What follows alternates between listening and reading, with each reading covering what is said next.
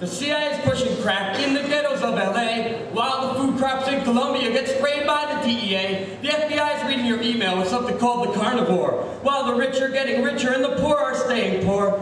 They're launching nuclear-powered ships up into space. One little accident could wipe out half the human race. They're putting radioactive waste into your silverware, maybe your toaster, or perhaps your wheelchair.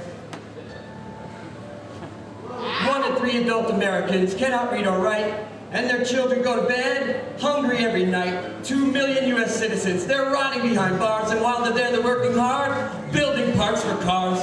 The Army's building torture schools to keep the earth under control, and they're relocating Navajos so they can mine some extra coal. Our taxes pay McDonald's to sell tumors in Shanghai, while 100,000 poison vets, they're just about to die.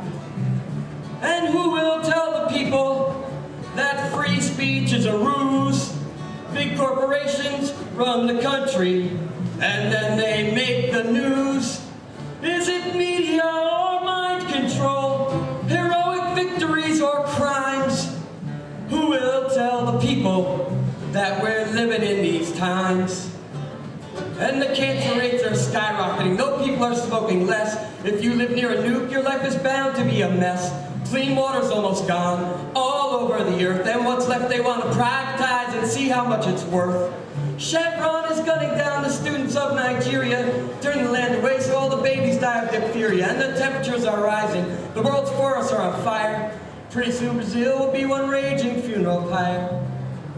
And who will tell the people that free speech is a ruse? Yeah. Corporations run the country, and then they make the news. Is it media or mind control? Heroic victories or crimes? Who will tell the people that we're living in these times? That we're living in these times? That we're living in these times?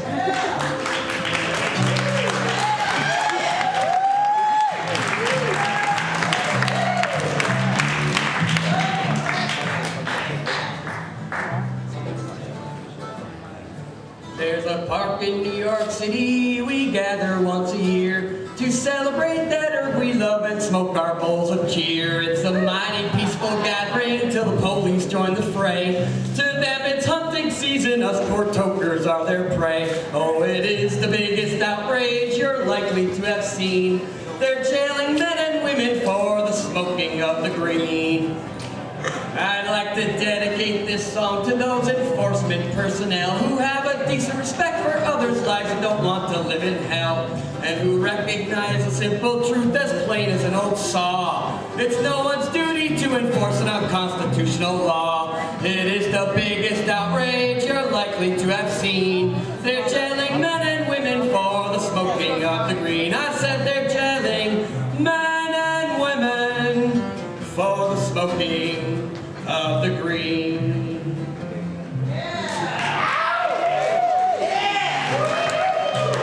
So, it's funny to be sitting up here talking about this, because there's all this beauty, all this freedom, all this liberty surrounding us right now, but we had to build a thin green line to get it, because our government won't give it to us. Our government wants to keep taking it from us, and we need to stand up and take it back. People say this could be done.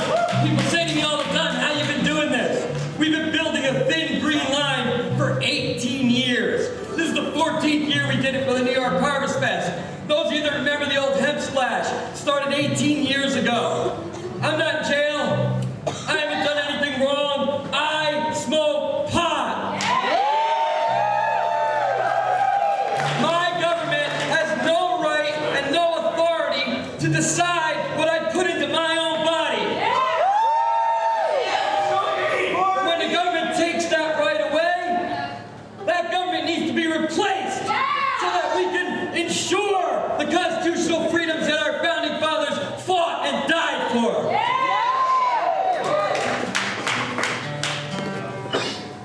New York City, the marijuana arrest capital of the world. We live in a state that decriminalized marijuana. 25 grams or less is a $100 fine. It's a non-jailable offense. It's a traffic ticket. You go to New York City, you get caught with marijuana, they're going to arrest you, process you, put through the whole ringer. You know, it's horrible. Send you down to Rikers Island. If it's a Friday, you're not getting out till Monday for pot. And what are some of the consequences of marijuana? What does actually marijuana do that's bad for you? Well, you could go to jail and get raped while you're there. Federal law judge Francis Young, he was the administrative chief judge for the DEA. He said that marijuana was therapeutically safer than most foods we commonly consume. He said the only way he saw marijuana killing anyone was if a bale fell on their head. So the government says they're here to protect us. Well, who are they protecting me from? Who are they protecting you from? I don't have any enemies. They declared a war on me. They declared a war on you, a war on drugs. It's not a war on drugs, though. It's a war on people that use drugs. And I, personally, would much rather have a non-lethal alternative to alcohol and tobacco available to my friends.